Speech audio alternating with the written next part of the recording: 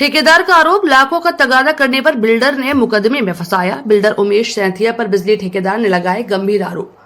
Builder पंडित उमेश सैथिया निवासी defence estate द्वारा बिजली ठेकेदार राकेश उपाध्याय निवासी रजरई और 15 अज्ञात लोगों पर पिछले दिनों सदर थाने में फर्जी गंभीर धाराओं में मुकदमा दर्ज करवाया था। इस मामले में बनाए गए आरोपी राकेश उपाध्याय ने बताया कि उसे बिल्डर से किए गए कार्यों के लाखों रुपए लेने हैं, उसका वह तगादा कर रहा था। रुपए देने से बचने को लेकर उस गंभीर धाराओं में सदर थाने में मुकदमा दर्ज करवा दिया। ये बात राकेश उपाध्याय ने प्रेस वार्ता में मीडिया के सामने रखी।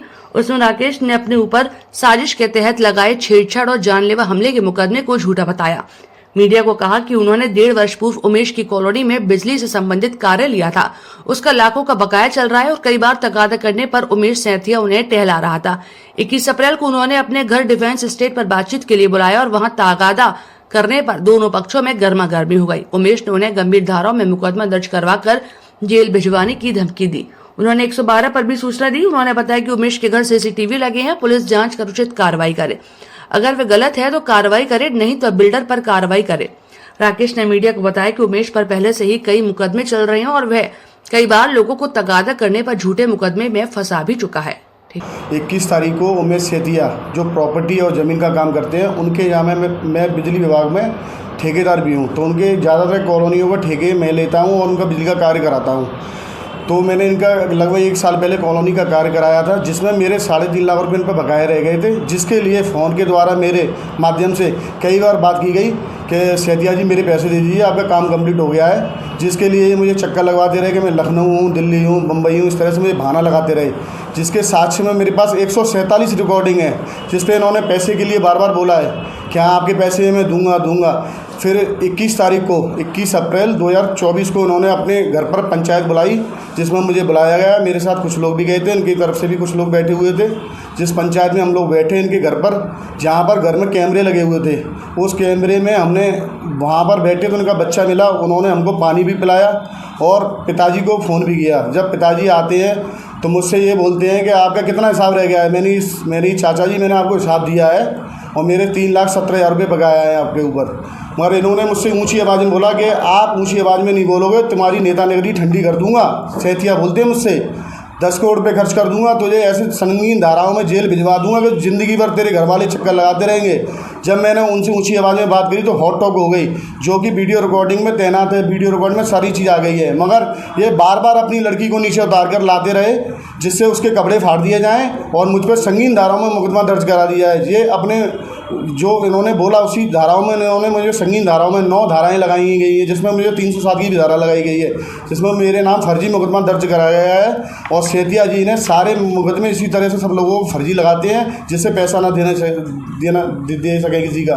इसलिए मैं पुलिस से गुजारिश करना चाहता हूँ, साक्ष्य के आधार पर जो सत्य है उसी के तहत मुकदमा लिखे मेरे नाम। जब मेरी गलती है तो यदि साक्ष्य झूठे पाए जाते हैं तो सेतिया जी पे भी मुकदमा लिखना चाहिए।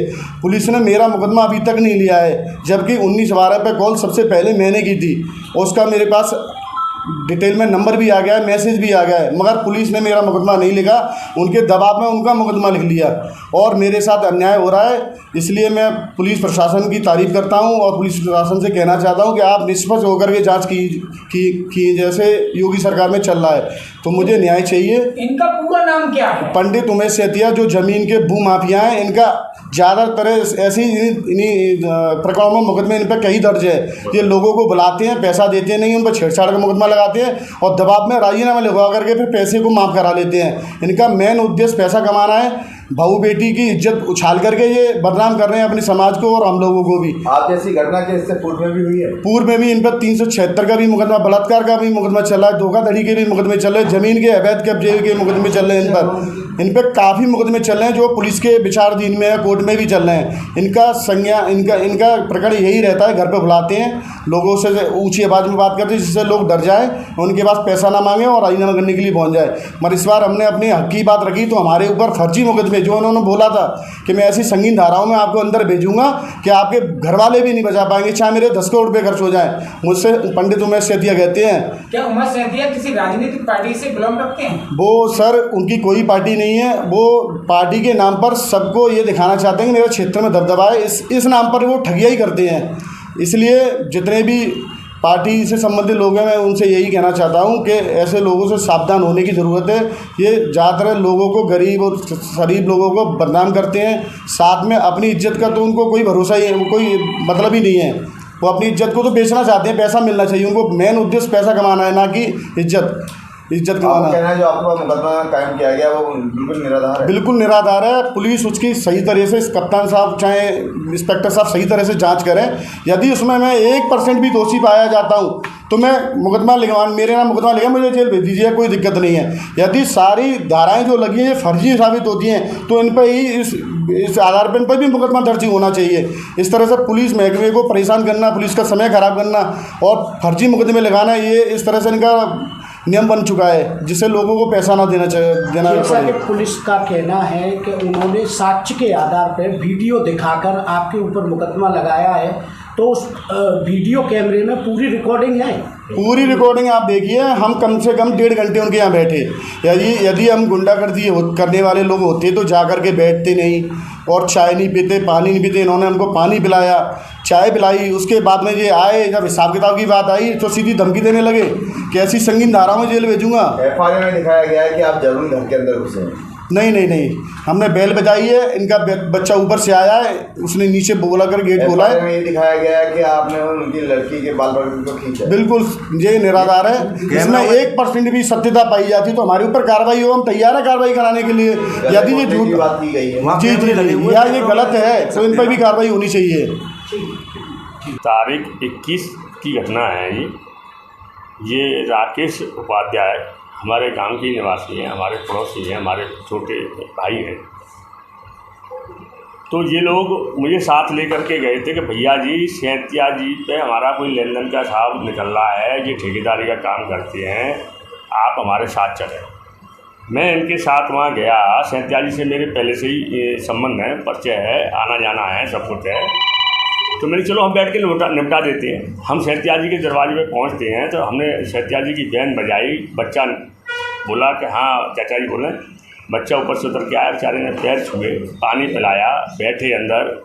फिर सैंतिया जी को फ़ोन किया, सैंतिया जी घर पे आए।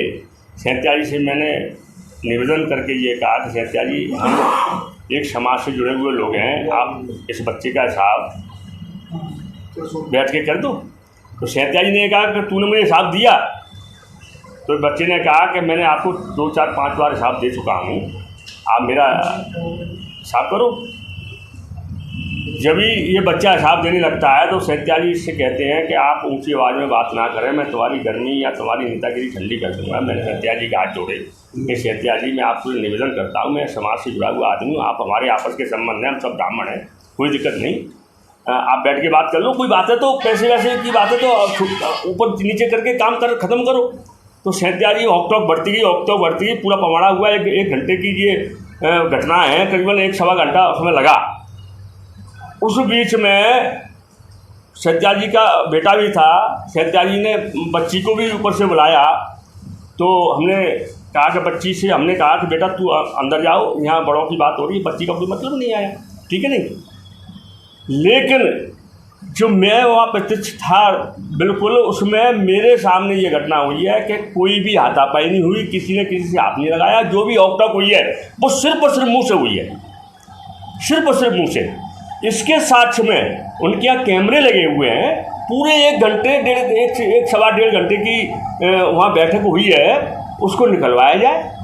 अगर ये लोग दोषी हैं तो इनको सज़ा दिलवाई जाए, और यदि वो दोषी हैं तो उनको सज़ा दी जाए। लेकिन हम तो हाथ जोड़ के आज भी यही गलती कर रहे हैं कि इस मसले को बाइज्जत 4 लोग बैठ करके समझौता करके जैसा जिसको है उसको दिया जाए। कितने रुपए लेन देन का मामला है? ये मेरे पास कागज़ है। इनमें जिस लड़की का नाम मुकदमा में इन्होंने दिया है उस लड़की के साइन हो रहे हैं, इनके साले के साइन हो रहे हैं, सैंतिया जी के। मेरा 10 लाख रुपए का काम था जिसमें 3.25 लाख रुपए बकाया रहे। बाय क्या था, कागज़ पे लिखा पड़ी है, इधर मेरे साइन है, इधर उस लड़की के साइन है, इधर उनके साले के साइन है, मतलब कागज़ पे लिखा पड़ी है। उसके बाद पैसे ना देने के चक्कर में ये फर्जी मुकदमा हम पे लगाया जा रहा है, जिससे पैसा ना दिया जाए, इनको गुमराह कर दिया जाए। और मेरे पास 147 रिकॉर्डिंग है, इसमें जो सैंतिया जी अपने मुंह से बोल रहे हैं कि आपके पैसे हैं मैं दूंगा, इस तरह से इन्होंने अभी तक मेरे पैसे